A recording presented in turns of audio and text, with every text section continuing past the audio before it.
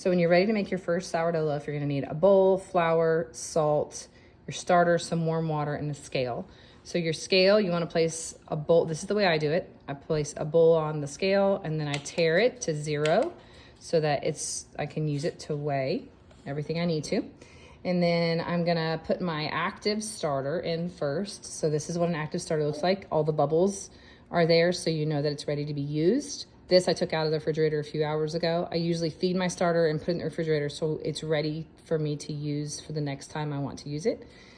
This is what this is not active. This was discarded from a couple days ago, so I would need to feed this if I wanted to use it again. So I'm gonna put 100 grams of starter in the bowl.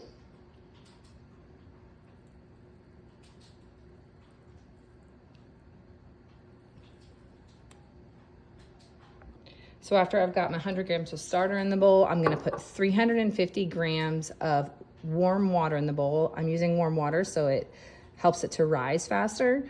You could do cold water, it'll just take a little bit longer.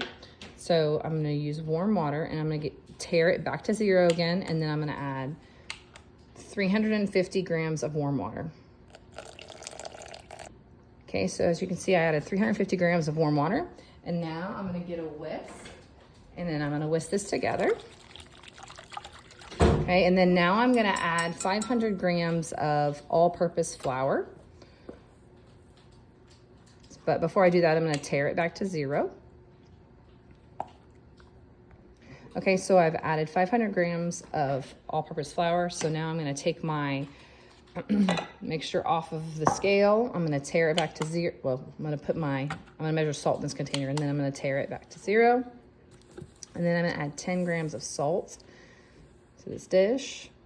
Okay, so I'm back at 10 grams of salt. And so now I'm done with the scale, so I'm gonna move the scale out of the way. And I'll bring my bowl back. I'm gonna add my salt to the mixture. And then I'm gonna get a spatula and I'm gonna incorporate all of this together. And so I'm gonna stir until the flour and starter and all the things are mixed together. Okay, so now my dough it's all incorporated, and so I'm going to cover it with a wet towel and let it rest for 30 minutes. And this is usually whenever I go ahead and add to my starter to keep it active. Okay, so because I have all of my things out, I just go ahead now and mix up my starter. Just to keep it going and to keep it active. So I'm gonna need a bowl or a measuring cup. And so what I do while my dough is resting is I'll take this and I'm gonna empty it. I'm gonna put this on here, tear it back to 0, and then empty it to see how much is left in here.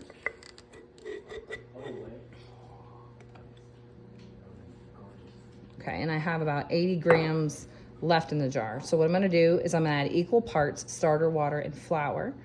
So I have this 84 grams in here. So I'm going to add 84 grams of warm water. So I'm gonna tear it back to 0 and add 84 grams of warm water. Okay, so I've got 84 grams of warm water in there, and then I'm gonna tear it back to 0, and then I'm gonna add 84 grams of flour to it as well.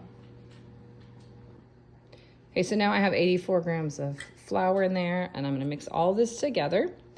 And then I can get the scale away. I'm gonna mix all this together, and then I'm gonna put it back inside the jar. And the reason why I prefer to do it this way instead of leaving it on the counter and discarding every day is because I just don't want a lot of leftover discard. I use it usually just to make different types of loaves. And if I wanted discard, then I would let it sit on the counter and feed it and discard some. Okay, so what I'm gonna do is I'm gonna take this mixture and put it back inside my jar. And then I'll let it sit on the counter for probably an hour or 2 until it starts to get all bubbly again. And then I'll put it in the refrigerator, and then it'll stay in that state. So when I'm ready to make another loaf, I can just pull it out and my starter's already active, and I can either make the loaf right then, or I can sit on the counter and let it warm up for an hour and then make my loaf. Okay, so I've let this sit for about 20, 30 minutes, and then I'm gonna take the towel off, and then I'm gonna do a series of stretch and folds. And then I'm gonna start here, and I'm gonna fold it over, and then I'm gonna rotate the bowl a quarter of the way, and then I'm gonna pick this up, Lift it up, fold it over, rotate the bowl a quarter of the way. Pull this up from the bottom, lift it up, fold it over, and then the one last turn, and then I'm gonna lift it up, and then I'm gonna fold it over. And that was a whole series of stretch and folds. And then I'm gonna cover it back up again. And then I'm gonna set a timer for 15 minutes and then come back. And so I'm gonna do 3 more sets of stretch and folds.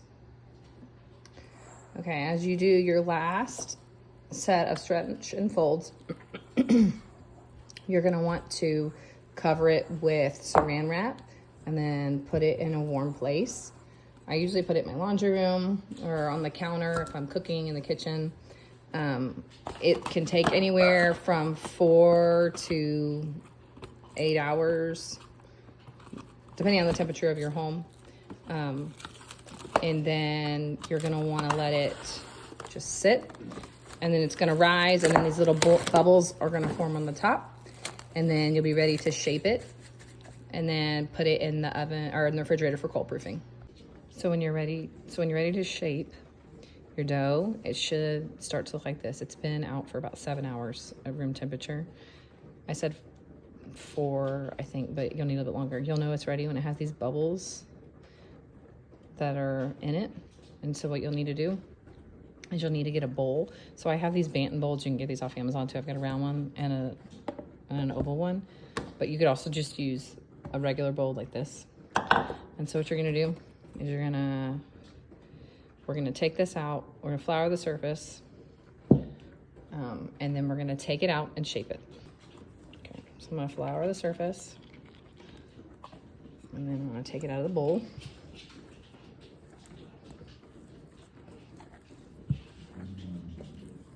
And then depending on what shape that you want,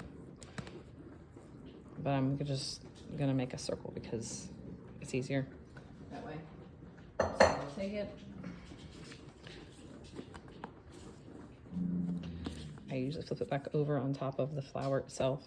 It's really, you can move it around. It's not, I mean, you don't want to like smash it because you want those bubbles and stuff. But you want to take one side, fold it over, take the other side, fold it over, and then fold it up and fold it up. So you've got this like pocket, and then you want to bring these sides in. You're just gonna want to pinch it so that it creates like a pretty round shape. It's really forgiving, so it doesn't have to be perfect.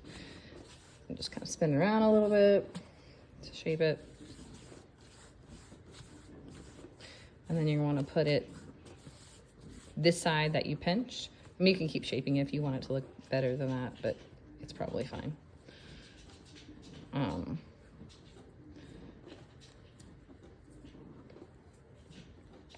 So it's going to keep proofing in the refrigerator, so it'll keep rising. But you want it to be closed. Oh, maybe we'll get it closed back in. All right, so I'm going to put it in this bowl. So what I would do for this bowl is then you're going to take your bowl. You want a dishcloth. Put your dishcloth in the bowl. Put some flour in there. And then take your loaf. Right over here. I have a scraper, but you can do it with your hands. I've actually always done it with my hands. I just got the scrapers, that's why I didn't remember it. And then you just scoop it up underneath and put it in the basket. You want the side that you pinch to be up, because what we're gonna do when we take it out is you're gonna flip it upside down and put it inside the cast iron skillet. So then that's it. And then you're gonna cover it up. And then you stick it in the refrigerator. I would stick it in the refrigerator overnight. But if you wanted it for dinner, it's like 3 o'clock right now, you could put it in there for the next 2 hours and that would be fine too. Or you can leave it up, leave it in there for up to 2 days. But you want to cold proof it at this point. So put it in there and then leave it for a while. When you're ready to make your loaf, you want to take it out of the refrigerator. And then we're going to get a piece of parchment paper, and I folded it in half. And you're gonna flip the whole thing over on top of the parchment paper, like this. And then you'll have your loaf. You can do all kinds of fancy stuff and put flour and designs and stuff. But for your first loaf, you can make it really simple. And you can just score it right across the middle. And then we're going to use the parchment paper to lower it into the Dutch oven. You're going to want to preheat your oven to 450 with the Dutch oven inside. And then whenever it's preheated, you'll take the Dutch oven out, obviously with gloves and stuff. And then put your sourdough in. You're going to put the top on your Dutch oven, put it back in the oven at 450 for 20 minutes. Then you're going to take the lid off for another 20 minutes. And then you can take it out and then let it rest. All right, I've taken my loaf out of the oven and I'm gonna let it rest for probably 30 minutes to an hour. It's a little bit tough to cut when it first comes out because it's so soft. So if you let it set, it'll firm up a little bit and then you'll be able to slice it easier. It's probably taken 24 to 30 hours to make a loaf from start to finish if you have active starter. So I started the process yesterday morning at 7 and I just finished baking it and it's about 1. So allow yourself enough time. Sourdough is a slow process, and if you rush it, your loaf might not turn out quite right the way that you want it, but the longer you let it set and the slower that you do it, it'll be a nice, fluffy, yummy loaf of sourdough.